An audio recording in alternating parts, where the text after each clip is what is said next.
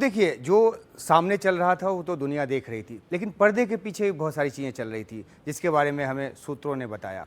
और वो क्या चल रहा था जब ये हमला आपके हुआ। सूत्रों के 16 सूत्र हम अपने दर्शकों को भी बता दें। जी, तो मैं आपको एक बात पूरी कर दूं कि जब ये हमला हुआ, प्रधानमंत्री मोदी सऊदी अरब में थे और उस वक्त जो है वो एक फ़ोन कॉल आया और फ़ोन कॉल अमेरिकी राष्ट्रपति ट्रंप का था। तो उस समय उन्होंने एक संवेदना का जो कॉल है वो किया था और उसके बाद से ही प्लानिंग शुरू हो गई थी। और जब पीएम यहाँ लैंड हुए उसके बाद ही एक बैठक करके तमाम लोगों को जो जो जो उच्च पदों पर हैं, जो जिम्मेदार पदों पर है अलग अलग मंत्रालयों के, उनको ये साफ तौर पे बता दिया गया था कि इस बार हम जाएंगे। काम हो रहा था, लेकिन बहुत इतनी प्रोफेशनल तरीके से इस बार हुआ काम कि बिल्कुल कार्रवाई के लिए पूरी तैयारी थी। हम यहाँ पर मॉक ड्रिल्स के लिए तैयार हो रहे थे और वहाँ पर आतंकी कैंप्स पर प्रहार हो गया। तो जो 16 सूत्र जो आपके सूत्र बता रहे, पहला नंबर 1 है ऑपरेशन सिंदूर अभी खत्म नहीं हुआ है, हम लगातार चर्चा करें और यही सबसे बड़ी खबर है। और नंबर 2, 7 मई को शुरू है ऑपरेशन सिंदूर से दुनिया को संदेश क्या गया?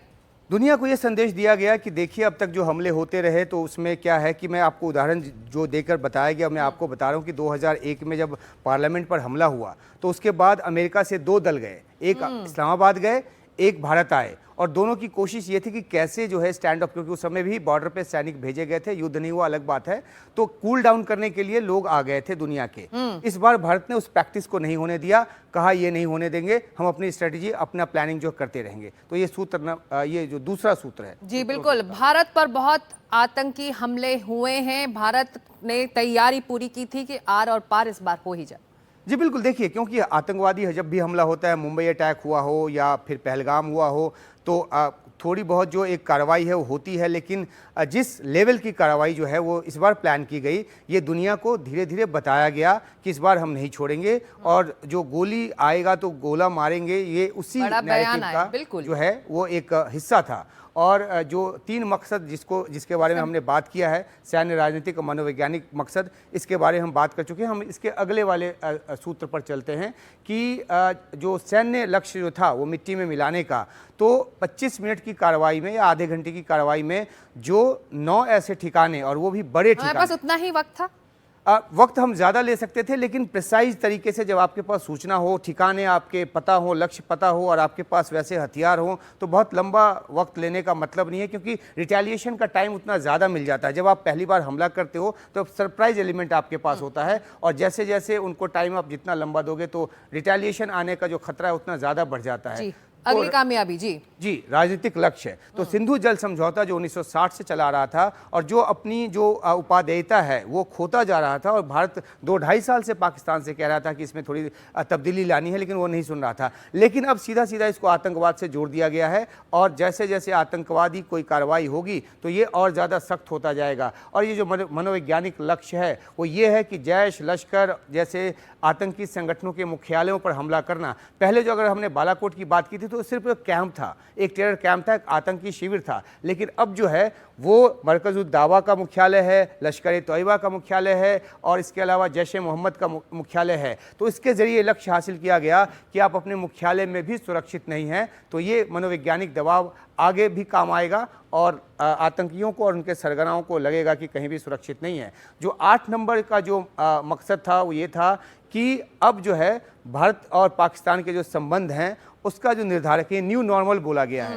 कि अब पीछे कभी नहीं। अभी क्या था कि एससीओ की बैठक थी, पाकिस्तान को इस बात की उम्मीद थी कि भारत बातचीत के लिए तैयार हो जाएगा किसी सूरत हाल में। भारत पहले से कहता रहा है कि जब तक आप आतंकवाद के खिलाफ ठोस और वेरीफाइएबल कार्रवाई नहीं करेंगे तब तक बातचीत नहीं होगी। अब बात उससे कहीं आगे ज़्यादा जाकर निकल गई है और ये न्यू नॉर्मल यानी कि ऑपरेशन सिंदूर के तहत जो हम और दुनिया को ये संदेश दे दिया गया है कि अगर आतंकवाद यहाँ पर हमला करेगा, आतंकी हमला करेंगे तो हम इसका करारा जवाब देंगे। The war is on. जी बिल्कुल, क्योंकि दुनिया के जो बहुत सारे देश हैं वो दोहरी नीति अपनाते हैं। जब उनके खिलाफ कुछ होता है तो ऑल आउट वॉर के लिए जाते हैं, और जब भारत जैसे देश के खिलाफ आतंकवाद होता है तो वो कहते हैं बातचीत कर लो, समस्या सुलझा लो, आपस में ये मसला जो है उनको। और इस दौरान जैसे कि उमा आपके सूत्र ये भी बता रहे थे कि अमेरिका लगातार डिप्लोमेटिक चैनल्स खोले हुए था, आगे का रास्ता तलाश रहा था। जी बिल्कुल, खासतौर पे अमेरिका की तरफ से बार बार जो है वो बात की जा रही थी और बातचीत औपचारिक तौर पे भी की जा रही थी और अनौपचारिक तौर पे भी की जा रही थी, और उनका मकसद ये जानना था कि क्या उपाय होगा। और इसी सिलसिले में 9 तारीख की रात को जेडी वेंस का जो है वो कॉल आता है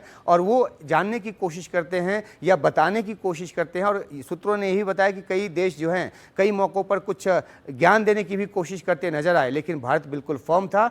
और पहलगाम हमला जब हुआ तो जेडी वांस यहीं थे, तो उनको पता था कि भारत किस दर्द से गुजर रहा है। जी, फिर भी उन्होंने जानने की कोशिश की, तो उसके बाद फर्म तरीके से उनको बता दिया गया कि उधर से गोली आएगी तो गोला मारेंगे। और 9 तारीख की रात को जब उधर से हमला हुआ तो 10 तारीख की सुबह जो है भारत ने दिखा दिया कि फिलहाल ये सिंधु समझौता स्थगित रहेगा। अब इस पे कोई बातचीत नहीं हुई, कुछ नहीं। पाकिस्तान चाहे जहां जाके रोना रोए, रो सकता है, इस पे अभी अब कोई बात नहीं होगी।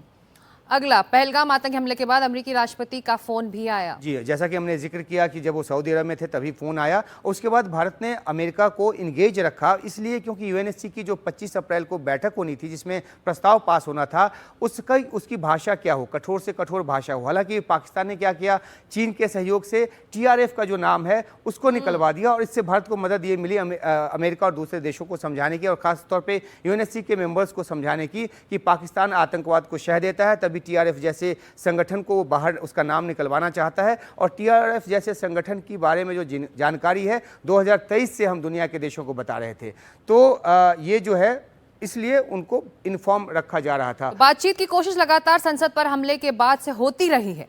जी, बातचीत की कोशिश जो है हमेशा से जो दुनिया के देश हैं वो चाहते हैं कि इस इलाके में एक युद्ध न भड़क जाए, तो इसलिए वो चाहते रहे हैं कि जो है वो मामला हाथ से बाहर ना जाए।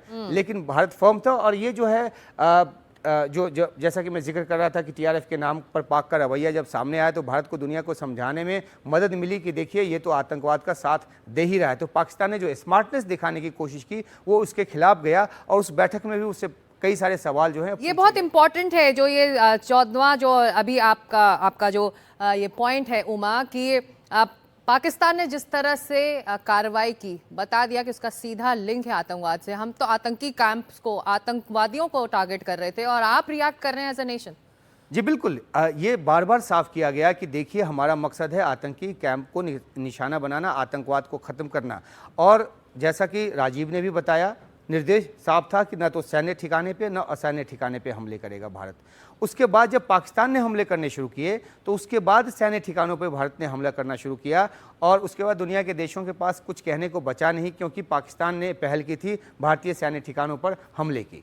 जी, और जो 15 पॉइंट है, जो 7 मई को आतंकी ठिकानों पर भारत ने ये हमला किया, और हमले के बाद भारत ने पाकिस्तान के डीजीएमओ को सूचना भी दी। जी बिल्कुल, ये बहुत अहम जानकारी है, क्योंकि जब एक हमला हुआ तो एक सरप्राइज़ था पाकिस्तान के लिए, और उसके बाद बाकायदा भारत ने डीजीएमओ के ज़रिए बता दिया कि ये हमने किया है और हमने सिर्फ़ और सिर्फ आतंकी ठिकानों को निशाना बनाया है। अगर आपको इस बारे में कोई बात करनी है तो चैनल खुला हुआ है, लेकिन उन्होंने बात करने की बजाय हमला करना मुनासिब समझा, और भारत हर रात के जो हमले के हिसाब से अपना कैलिबर जो है जवाब का, रिटेलिएशन का, वो बढ़ाता गया। और इसलिए जब 9 तारीख की रात को हमला हुआ, वेंस के कॉल के बावजूद भारत ने इतना ज़्यादा फायर पावर वहाँ पे डाला कि उसके बाद अमेरिका को कॉल किया, पाकिस्तान ने उसको संपर्क किया, और उसके बाद अमेरिका की तरफ से जो मार्को रूबियो हैं उन्होंने वहाँ के राजनीतिक नेतृत्व के अलावा सैन्य प्रमुख को फ़ोन किया, क्योंकि उनको पता है कि वहाँ पे असल फैसले कौन लेता है। और तब जो है वर्टिकल वो आया